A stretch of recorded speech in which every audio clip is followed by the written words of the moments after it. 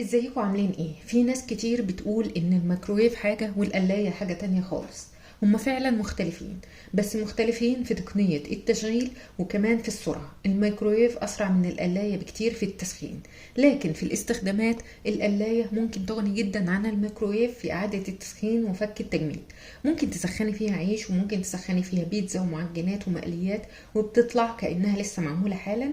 وكلامي عن تجربة شخصية. القلاية اختيار مناسب جدا لو محتارة ما بين القلاية والميكرويف، خصوصا بعد ارتفاع الأسعار. فللي بيفكر يجيب قلاية ولا ميكرويف، فالقلاية اختيار مناسب ليكي جدا. دايما بقول ان القلاية الهوائية مش بس بتقلب معلقة زيت واحدة، لا دي بتشوي كمان، وممكن تستخدميها استخدامات تانية. النهاردة انا هستخدمها في حاجة جديدة خالص، في فك التجميد، فك تجميد اللحوم. في ناس هتستغرب وتقول طب واللحمة مش هتستوي؟ لا مش هتستوي، انا جربت قبل كده وجربتها كتير، اللحمة مش بتستوي ولا حاجة. الفكرة كلها في ان انت ازاي تظبطي درجة الحرارة والوقت مع بعض. تعالوا بقى نشوف مع بعض الطريقة بالظبط. انا دلوقتي معايا نص كيلو لحمة مفرومة ونص كيلو سجق بلدي لسه مطلعاهم حالا من الديب فريزر. هستخدم قلايتي القلاية الهوائية دي لونجي، الموديل اللي عندي ده يا جماعة ما فيهوش اي برامج، فيه درجة حرارة ووقت بس.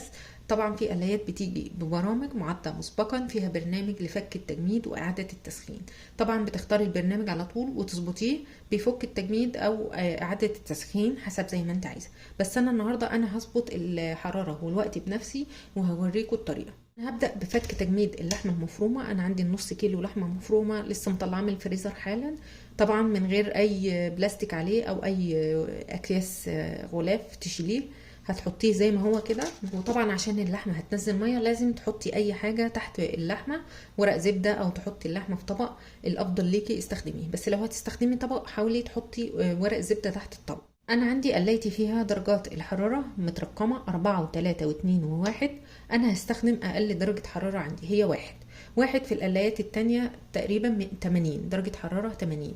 لو انت الوضع عندك عالي تستخدمي درجة حرارة 80. واحد عندي تقريبا 100 في باقي القلايات التانية، بس لو انت عندك الوضع عالي استخدمي درجة حرارة 80. هنشغل السخان العلوي، مش محتاجين السخان السفلي في اي حاجة.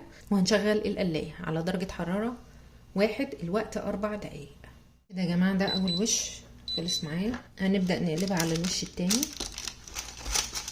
اللحمه ما استوتش ولا حاجه اهي، بس بدات تفك التجميد والتلج بدا يسيح. هنقلبها على الوش التاني 4 دقايق برضو على درجة حرارة 100 أو درجة حرارة 1 في القلاية الديلونجي، أو درجة حرارة 80 في القلايات اللي الواط بتاعها عالي. كده يا جماعة أنا خلصت واللحمة ما استوتش ولا حاجة زي ما هي، بس هي فك التجميد فعلا. هطلعها بقى من القلاية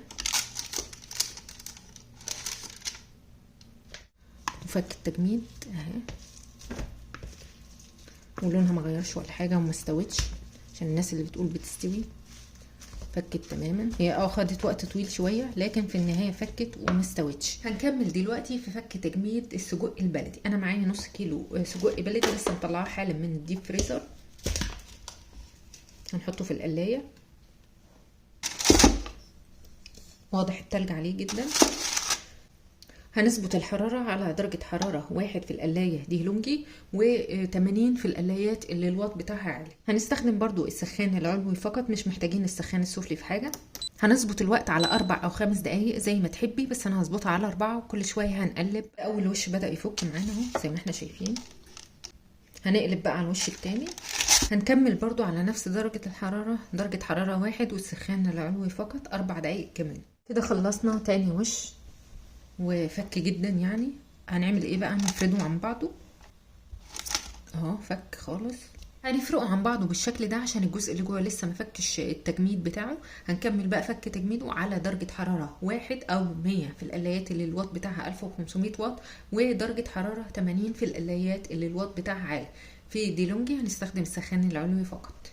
كده احنا خلصنا فك تجميد السجق البلدي اهو، فك خالص مني، فك جدا اهو بكل سهولة كده، فك خالص ما بقاش لازق في بعضه. طبعا في ميه نازله منه اللي هي بتاعت التلج اللي كان فيه، فك خالص زي ما احنا شايفين. في اجزاء بسيطه برضو يعني ممكن تحتاج تاني، بس انا يعني بالنسبه لي كده حلو قوي ان هو فك عن بعضه كده بالشكل ده. انا بالنسبه لي كده تمام خالص. يعني بصراحه انا مش شايفه اي فرق ما بين فك تجميد الميكرويف والقلايه. هي القلايه بس تاخد وقت اطول شويه من الميكرويف، لكن نفس النتيجه في الاخر. ده وجهه نظري. كده احنا خدنا اجمالي الوقت في اللحمه المفرومه 16 دقيقه، كل وش 4 دقايق على درجة حرارة 1 في القلاية ديلونجي السخان العلوي فقط، 1 في القلاية ديلونجي. هي 100 في القلايات التانية اللي الواط بتاعها 1500 واط. أما القلايات اللي الواط ليها عالي 1700 واط أو أكتر، هنظبط الحرارة على درجة حرارة 80 وكل شوية هنقلب. أنا عملت الوقت على 4 كل وش، 4 دقايق كل وش، وقلبت حوالي 4 مرات، كل وش قلبته مرتين بس، وكانت اللحمه فكت جدا. اما بالنسبه للسجق البلدي احتاج مني وقت حوالي 12 دقيقه، كل وش 4 دقايق، وقلبته حوالي مرتين، وفي الاخر خالص اخر مره فرقته عن بعضه عشان الجزء اللي كان جوه كان لسه ما فكش قوي. حاولي ما تزوديش الحراره عن كده ولا الوقت قوي عشان ما تستويش منك. الفكره كلها في ازاي تظبطي الوقت مع الحراره بحيث ان اللحمه ما تستويش منك، تفك بس مش اكتر. خلي بالنا كمان ان الكميه هتفرق في الوقت، نص كيلو مش زي ما هتفكي كيلو، الكيلو هياخد وقت اطول شويه. اتمنى تكونوا استفدتوا من الفيديو. لو عندكم اي سؤال سيبوهولي في التعليقات وهرد عليكم فورا. وما تنسوش تدعموني بلايك او كومنت على الفيديو، تشتركوا في القناه وتفعلوا جرس التنبيه عشان يوصلكوا كل جديد. وشكرا لكم جدا.